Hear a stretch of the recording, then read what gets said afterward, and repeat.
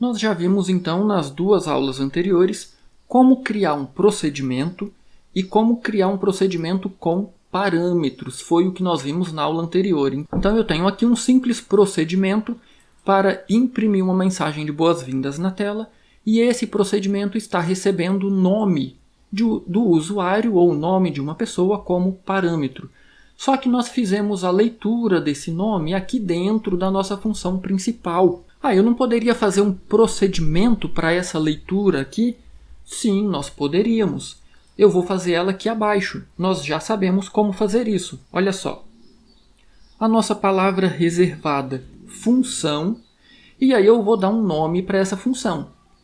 Por exemplo, ler nome. Vou abrir e fechar o par de parênteses e aí nós teremos aqui um par de chaves. E agora eu posso fazer então a leitura do nome aqui dentro. Vamos criar a nossa variável, cadeia, nome. E aí vamos então fazer a leitura. Escreva, aspas duplas, digite seu nome. Vou colocar aqui um contrabarra N, um contrabarra T. Vou colocar aqui 2 pontos e espaços. E agora a gente precisa então ler. Leia. E aí eu quero salvar o que o usuário digitar na nossa variável nome. Pronto, eu já fiz o meu procedimento. Como que a gente utiliza esse procedimento? Eu não vou mais utilizar essa leitura do nome aqui dentro da nossa função principal. Basta fazer a chamada desse nosso procedimento aqui. Como que a gente faz isso? Ler, nome, abre e fecha parênteses. Perceba que é exatamente o nome que a gente deu aqui. Eu não coloco nada aqui dentro? Não, porque ele não recebe parâmetros. Eu coloquei aqui porque este meu procedimento está recebendo um parâmetro. Será que vai funcionar do jeito que eu quero? Quando chegar aqui, o que vai acontecer? Ele vai imprimir qual nome? O nome José ou o nome que o usuário digitar? Vamos testar? Eu vou apenas tirar esse espaço, pronto, eu vou rodar, eu vou executar o meu programa. E olha aqui, digite o seu nome. Então nós estamos exatamente aqui. Por quê? Eu fiz aqui na função início a chamada na linha 7, ler nome. Então ele dá uma pausa aqui, procura o nosso procedimento ler nome e executa o que está aqui dentro. Então ele imprimiu essa mensagem e está aguardando até que um nome seja digitado. Eu vou digitar aqui o nome André. Vou pressionar Enter. Olha o que aconteceu. Olá, José. Seja muito bem-vindo ao nosso sistema. Por que ele continua imprimindo José? Por um motivo muito simples. Esta variável nome e esta variável nome são variáveis completamente diferentes. E aí a gente chega no que é conhecido como escopo de variável. O que significa? O que quer dizer essa palavra escopo de variável? Essa variável aqui ela só existe entre esse par de chaves aqui. Olha, ela pertence à nossa função início. Então ela só existe aqui dentro. Por isso que eu consegui criar outra variável aqui com o mesmo nome. Se eu tentar criar outra variável aqui com o mesmo nome, perceba que vai dar problema. Cadeia nome. Maria. Perceba que ele já sublinhou de vermelho. E aí se você passar um mouse, olha, o nome já foi declarado como variável na linha 5. Então nós já temos uma variável com esse nome. Porém, nós conseguimos criar uma variável com esse nome aqui na linha 13, no nosso procedimento ler nome. Por que isso funcionou? Por causa do escopo da variável. Esta variável nome, ela só existe dentro desse trecho aqui do programa. Esta variável nome, ela só existe aqui dentro desse trecho do programa. Tanto que, olha só, eu vou chamar essa variável de nome 1 e eu vou chamar essa variável de nome 2. Então aqui eu vou alterar para 2 também e aqui eu vou alterar para 1. Agora, para te confirmar isso, olha só. Para confirmar que esta variável nome 1 só existe aqui dentro, eu vou tentar imprimir essa variável aqui. Olha só, vírgula, nome 2. Se eu fizer isso aqui, qual variável que eu estou imprimindo? Eu estou imprimindo esta variável aqui. E aí ele está reclamando. Se eu passar o mouse, ele vai dizer que a variável nome2 não foi inicializada. Então não tem nada nessa região de memória. Vamos inicializar ela então com vazio. Pronto. E aí perceba que agora ele aceitou. Contudo, se eu alterar para nome1, ele não vai aceitar. Perceba, olha só. A variável nome1 não foi declarada neste escopo. O que ele quer dizer com este escopo? Aqui dentro. Dentro desse par de chaves, ou dentro do meu procedimento ler nome, não existe nenhuma variável chamada nome1.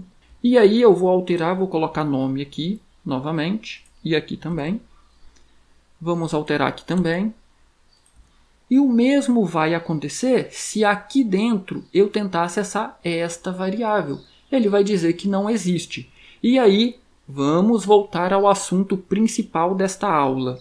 Agora, nós queremos construir não um procedimento, mas uma função. E agora você vai entender qual é a diferença entre função e procedimento. Perceba que nós vimos nas aulas anteriores o que é um procedimento. A gente cria um procedimento, ele pode ou não receber parâmetro, ele faz alguma coisa e finaliza, certo? Agora, qual a diferença de um procedimento para uma função? O que nós temos aqui também é um procedimento. Ele não recebe nenhum parâmetro, faz alguma coisa e finaliza. Contudo, eu não quero um procedimento, eu quero uma função. Por quê? Eu quero que seja impresso aqui não o nome José, mas o nome que o usuário digitou. Só que aí olha o que aconteceu. O nosso programa rodou, chegou aqui, ler nome. Ele veio para cá, executou esse trecho, ele fez a leitura de nome. Porém, aonde está salvo o nome que foi digitado? Nesta variável.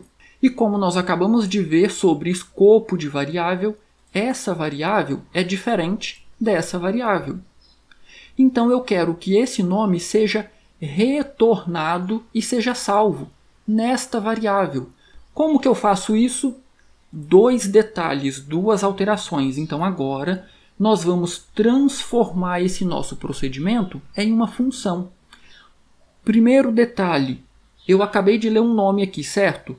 Então a gente vai agora retornar esse nome. A nossa palavra reservada, retorne, e aí o que eu quero retornar? A minha variável ou o conteúdo da minha variável nome. Ah, mas ele está reclamando. Por que ele está reclamando? Por um detalhe muito simples. Entre a palavra função e o nome do meu procedimento ou da minha função, eu preciso dizer qual é o tipo desse retorno. O que eu estou retornando? É um número inteiro? É um caractere? É um número real? É uma cadeia? Nesse caso aqui é uma cadeia, certo? Então aqui eu vou colocar um espaço e vou escrever cadeia. É o tipo do retorno. Perceba que o sublinhado sumiu.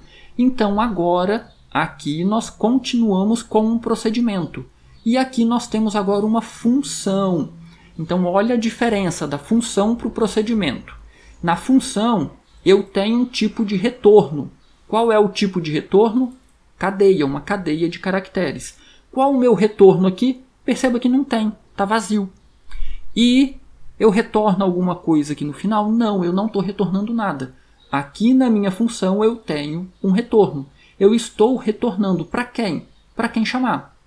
Então, se eu executar o meu programa agora, ele vai funcionar? Ainda não, olha só. Eu vou executar o programa, vou digitar aqui o meu nome, Wagner, vou pressionar Enter, continua imprimindo José. Por quê? Eu retornei o nome. Porém, olha só, eu não capturei, eu não salvei esse nome. Como que eu faço isso? Lembra de quando a gente utilizou aquela função sorteia para gerar números aleatórios para preencher o nosso vetor, onde a gente tinha uma variável, por exemplo, num, que recebia, aí nós colocamos aqui útil, que era o nome da nossa biblioteca, ponto sorteia, que está aqui. Então, perceba, esta função vai retornar um número e esse número vai ser salvo em uma variável. O que nós temos que fazer aqui é exatamente a mesma coisa. Esta função vai retornar um nome e eu quero salvar esse nome na minha variável nome. Como que eu faço isso? O nome da minha variável recebe o retorno da minha função. Então agora, se eu executar o meu programa, olha o que vai acontecer. Wagner Gaspar. Se eu pressionar Enter, agora nós temos a mensagem: Olá, Wagner Gaspar. Então, eu estou chamando uma função. Essa função vai fazer a leitura de um nome do teclado e vai retornar esse nome. Eu estou salvando o retorno dessa função na minha variável nome. E agora sim, percebeu, estou alterando a minha variável. Então o José vai ser perdido. Eu vou sobrescrever. Eu vou pegar o nome que vai ser digitado aqui, que está sendo retornado pela função, e vou salvar, vou sobrescrever o conteúdo dessa variável. E aí, quando eu passo essa variável para o meu procedimento, eu estou passando agora com o valor alterado. Então, apenas para recapitular, procedimento não tem retorno. Aqui fica vazio, nós não indicamos o tipo do retorno e ele finaliza tudo aqui dentro, sem retornar nenhum valor. Uma função, ela precisa indicar qual é o tipo do retorno e precisa retornar algum valor aqui, ok? E se eu fosse retornar um número inteiro? Vou colocar aqui um número inteiro, por exemplo, 54. Perceba que ele indica um erro. Por quê? Porque eu estou retornando um número inteiro, mas eu disse que o tipo de retorno é uma cadeia. Basta trocar. Inteiro. Pronto, agora ele vai aceitar. E se fosse um número real? 0,5. Novamente, eu preciso trocar de inteiro para real. Ok? Então, toda função tem um retorno e eu preciso indicar qual é o tipo desse retorno. Eu vou dar aqui Ctrl Z para desfazer. Vamos ficar com a nossa cadeia. Pronto. Se ficou qualquer dúvida, posta aí abaixo nos comentários que eu terei o maior prazer em responder. E na próxima aula nós vamos ver como construir uma função que recebe parâmetros. Então, deixa seu joinha nessa aula, deixa seu like aí, isso ajuda muito o canal. E se inscreva no canal para não perder a próxima aula. Nos vemos lá.